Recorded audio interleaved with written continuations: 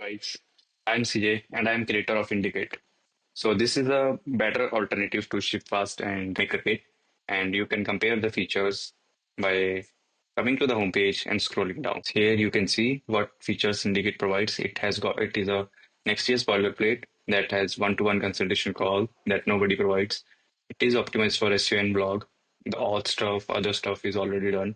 It supports Planet Scale, it supports Neon DB and Supabase. The exclusive support of background jobs is there and a lot of other stuff that you can see here.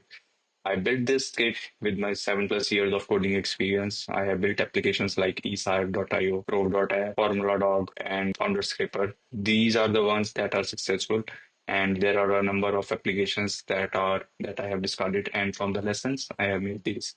I made this boilerplate. So if you want to read in-depth analysis of difference between the Shipfast and Indicate or MakerKit and Indicate, you can scroll down to the footer and you can actually compare the things. Thank you.